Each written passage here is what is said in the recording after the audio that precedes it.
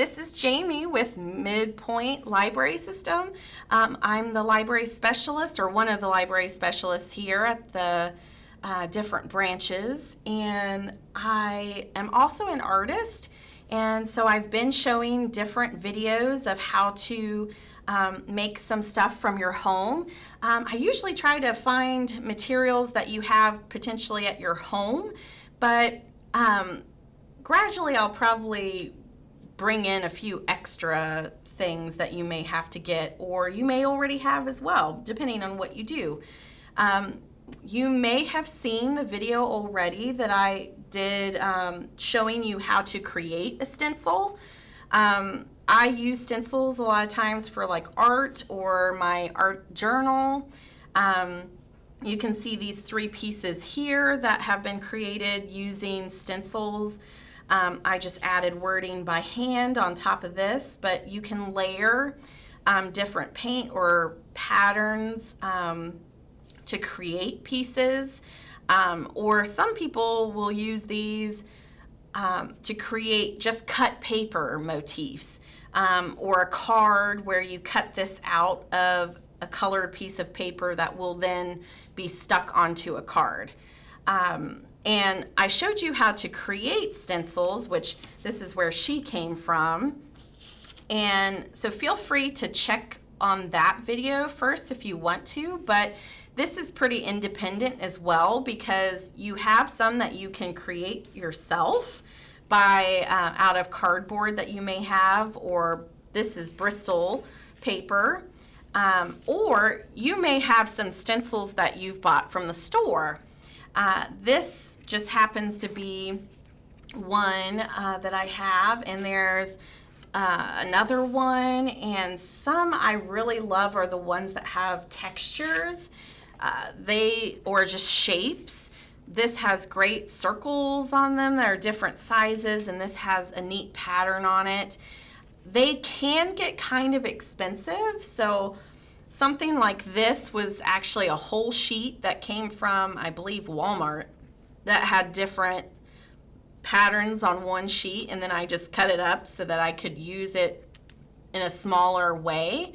And I do feel that Walmart has some of the cheaper stencils, but you can always go to Michael's. They have some really great stencils by Martha Stewart, or just anything else where they might be trying to use stencils on the walls, because you could create your own pattern on the walls. It takes a lot longer when you're painting your house to do like an accent wall with stencils, but it's possible.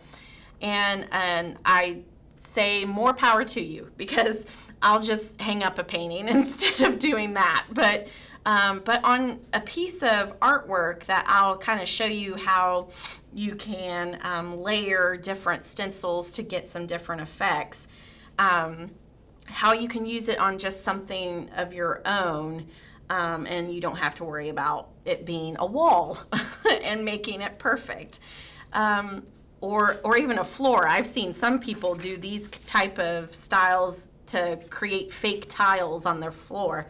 I don't know if I'm that ambitious for this type of art, but you can find all sorts of stencils, even online. I try to get packs of stencils, because a lot of times you'll get a better deal than buying just one sheet by itself. But Michael's a lot of times will have that 40% off coupon, and it will at least knock down that stencil in price.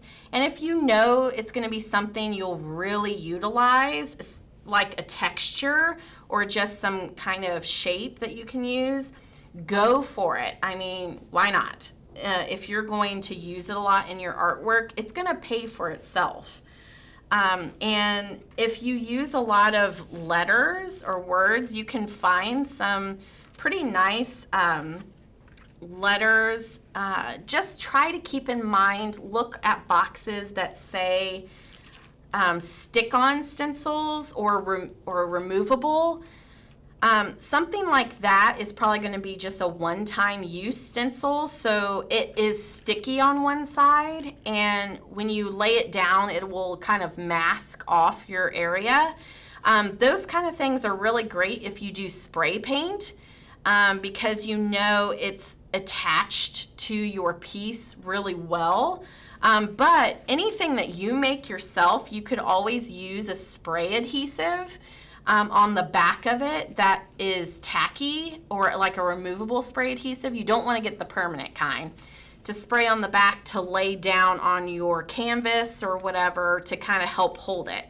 But what I'm going to show you today is if you don't want to use spray adhesive, or just, it is time consuming basically, but to kind of show you different ways to lay some paint down that will make it easier for you in the long run. But it just, when you're not spraying it down, you have to be more aware of how your paint is. So if it's super runny, it's going to get underneath your stencil. But, so what we're gonna do is, you'll kind of see how these little artist trading cards have been done. I usually start with some kind of background. Today I decided to grab something that was kind of cardboard as well. Like, I get cat food, the little canned cat food for my cats that has these great cardboard pieces in it, and they're always pretty cut perfectly. So ta-da, magically a canvas for us today. So what I did, since I didn't really want it to start off brown, because since I'm using some of these real thin paints, like the Craft Smarts, these are a lot of times just like 50 to 80 cents per bottle. They're kind of thinner, so it can take a lot of layers versus these tube paints that tend to be a little heavier body. But I went ahead and laid down just some white acrylic first and let it dry to give me a nice blank white bright background to start off with. So you can have some brushes ready to go, because let's go ahead and at least get some just paint down. Let's see. And you want to try to kind of stick with maybe similar colors or change it up. I really am not a fan of tempera paint, but this washable paint here that's by Craft Smart, you can get them at Michael's. It is very metallic and it's very runny. It can really change a color. So sometimes I'll just use it because it adds a little different hue or effect. I'm also going to grab some red and yellow. Let's see, should we add, let's just add some white to make our pink from our red. So I think I'm gonna kind of mix the two, like the red and the yellow, and it looks like this one's kind of dried a little bit. So we'll just grab our X-Acto and poke a hole. It happens. That's the worst part about some of these Craft Smart paints or these cheaper acrylic paints. They can dry, and it's just the nature of them. So and that was way too much paint. But if you find these kind of bottles at a garage sale, do not buy them, please. They're always going to be separated or really old, and they need to just be thrown away. So many people try to sell them on like Facebook Marketplace and all that. It's only like 60 cents to begin with. So just buy a brand new bottle at the craft store. It's really not worth buying it from a garage sale. And I've seen it at estate sales a lot too. And they just are cheap paint, so they're not made to last. If you find bottles or tubes of paint, a lot of times of acrylic, and that's what these are, sometimes you can get away with it, but so much of the time people give you very dry paint that's not going to last very long. So don't even bother. Don't bother. I'm trying to give you a tip. Don't waste. But, okay. So let's just grab some red and lay it down, some yellow, just to give us kind of a nice background. And since I'm painting beyond the lines, let's lay some newspaper down. I don't really want to get paint all over my cutting board. And I'm just dry brushing some color. I don't really want it to be super dark. You can start really dark, but I'm really just mixing between the yellow and the red because I love color and love mixing this kind of thing. And because of our white background, the red actually already looks kind of pink. And of course, since the yellow is mixing some with the red, it's creating a great orange mixture as well, but I'm not real concerned about covering it perfectly right now because we're going to grab some stencils. And don't worry about yours looking different. Obviously, you're going to have different stencils than I, but I wanted to utilize the one that I created and of the girl. I'm just going to kind of run it off a little bit, kind of take some art liberties there. And as I'm doing this, I'm going to try to hold it down. Again, this is probably where spray adhesive would be the best for someone, but when you're just trying to give an impression and you're not wanting it to be super specific anyway, this is where you don't need to make sure that it's perfect. But I love using these makeup wedge sponges. Like you can find them, they'll call them cosmetic wedges. Ignore that it says with vitamin E. We don't care about that part. But, but usually you use it for foundation or concealer. And they're pretty cheap. And usually they're cheaper than like a huge pack of that. Let's see, how many came in this? This had 32 wedges in it. And they're way cheaper than art sponges. You can get art sponges, but it honestly is cheaper just to go ahead and buy something like this. And I like that the, I guess you could call it the grain, is a lot closer because it's for putting your makeup on, so it doesn't want to soak in a ton of the concealer or your foundation. But this kind of helps not soak in so much of the paint. But you can see how I've used it before. And inevitably, once this gets kind of really coated, you may just end up throwing it away. But that's why it's good to use cheap ones, because it is a little hard to clean up. Unlike some of the art sponges I will try to clean up and soak. But something like this, honestly, I kind of am okay with not getting it fully clean. But I want to use the red right off, like just the straight red. And you don't want a ton of paint, so kind of dab it off into your plate.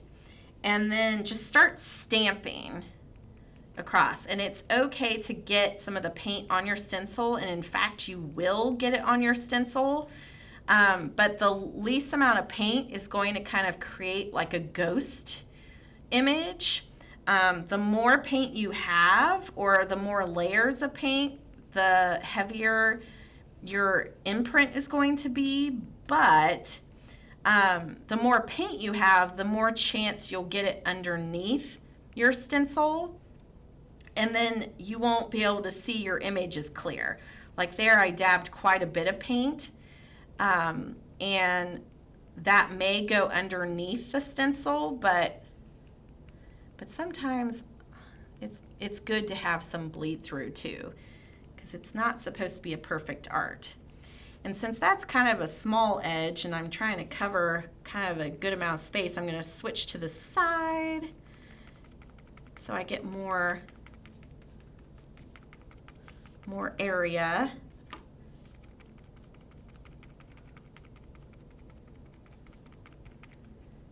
And you're just going to start going completely over.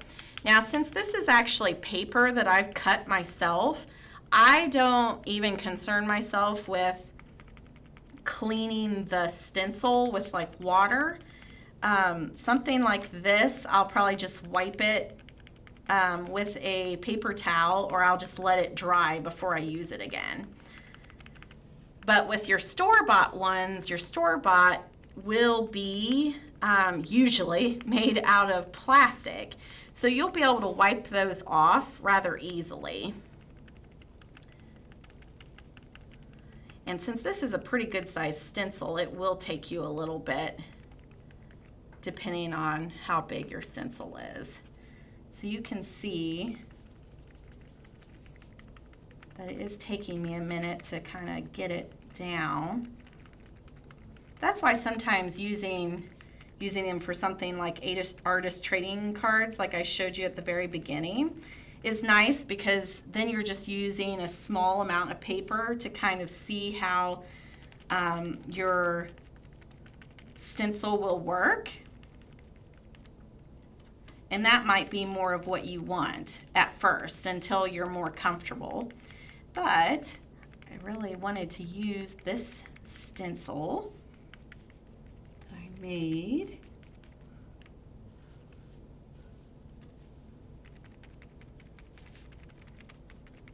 And you can kind of see that where I'm not holding it, it's wanting to pop up. And that's just because your paint, acrylic's always kind of sticky no matter how thin it is. And it's going to want to kind of pop up. And the fact that this is craft paint too, it's real thin. So it's going to want to kind of run or stick, or maybe even lift up as you're pressing. So something like this might be more or better for your thicker tube of paint, depending on what you're trying to accomplish with your piece. But sometimes it's really cool to see the ghost image that you have, like you'll see where it kind of ran underneath the stencil in some spots. But that's good. Like, you don't want it to be perfect, and you won't get it exactly perfect. The only time you would be super concerned about that is if you were doing a pattern or a stencil pattern on your wall to continue or make like a fake wallpaper effect. Now that is when you want to be really exact, because it'll look a little funny if it has this different textures. So, but they definitely have certain ways that you can utilize stencils for that type of thing. But something like this, I'm not concerned with it being perfect at all. So you might be wondering why I didn't use a brush though.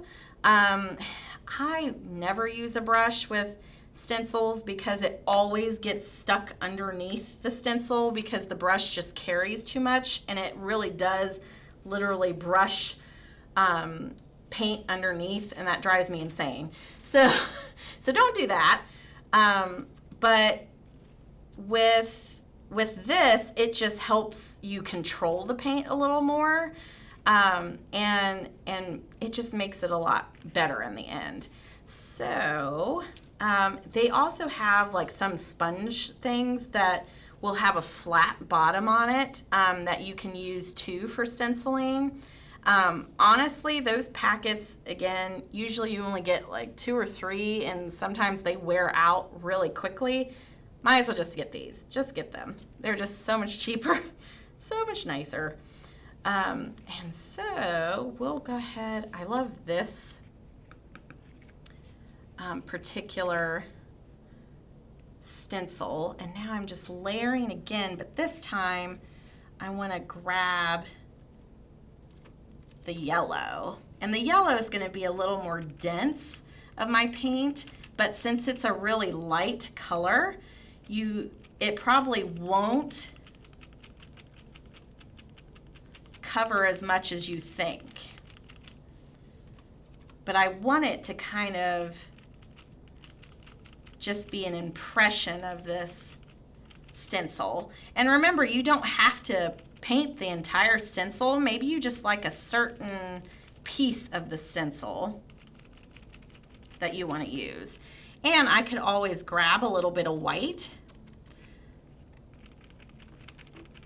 to add to kind of help bring the yellow out a little more. Because remember, white always kind of depletes some of your color underneath. And then you could always cover it again with more yellow after you've done the white so that it stands out a little more. A lot of it is just playing and experimenting with what you can create. It's working with layering. I could really keep this on there for a long time and just keep adding layers of yellow if I wanted to. But I'm really just wanting a small impression.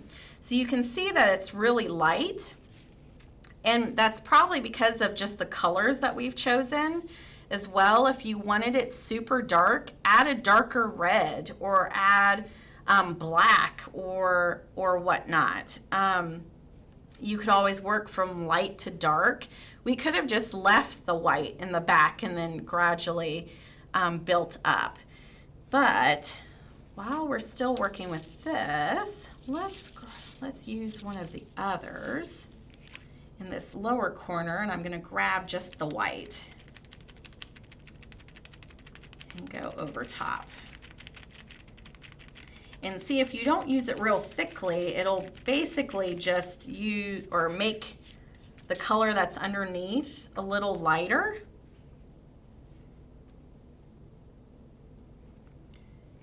And I'm gonna kind of match it up a little bit and use more white. And yes, I'm going over top of her face, but that's fine. It's not about being perfect. I really just like the layers that this can create. And the fact that you grab more paint at one time and may have a stronger impression in one spot than another, I think adds a lot of really cool effect. And you may work with a stencil that you'll realize doesn't work for what you're trying to do, and that's fine. Like, start over if you need to. And then I'm gonna use some of that tempera that's really thin but is kind of glittery, and we'll just lay some of it down, but I'm gonna grab some of the yellow to put over top of it.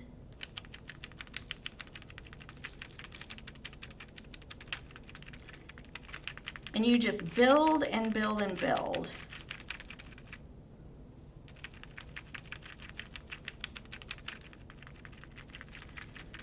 And say you feel like the buildup isn't really contrasting enough for you, and that's fine. Grab some drastic color. Like, we're already working in kind of primary colors because I have a tendency to do that. And so I'm gonna grab some blue to add some difference.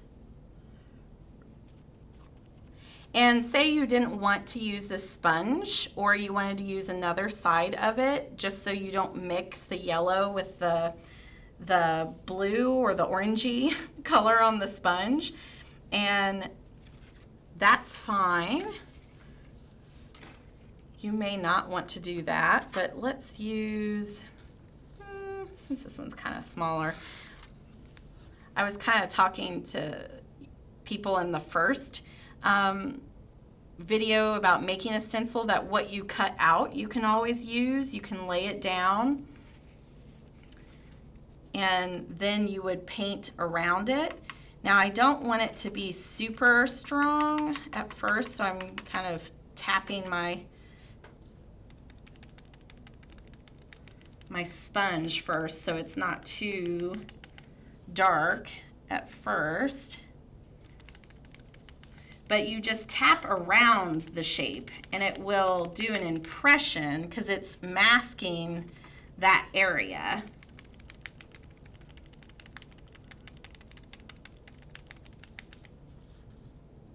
And it will leave behind the appearance of the L. So it'll be sort of like a ghost shape. And obviously I don't want to hit the blue all over the paint piece. I just want it kind of in one area. But you can kind of still see the L shape. It's kind of the ghost of it. And then what you can do from here, since this should be kind of dry, I'm going to put this back over top, but I'm not going to do the whole thing. And it's okay if it's not perfectly lined up, because I'm okay with that. I really just want to be able to go back over top and make certain areas of her face dominant again.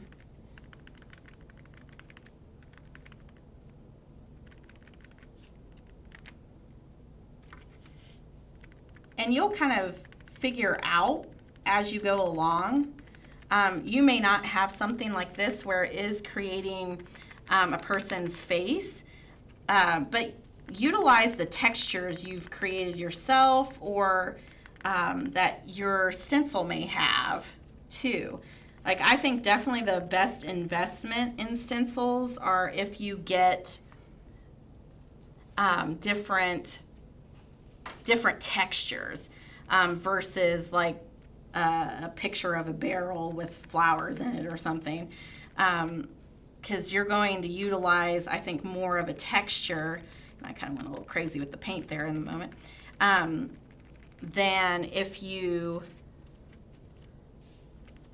get an exact shape. But you might surprise me.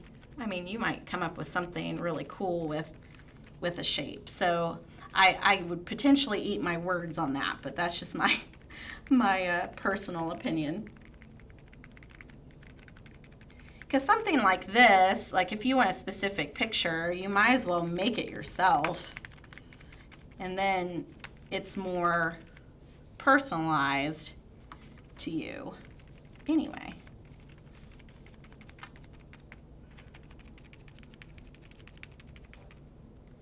I'm just kind of going over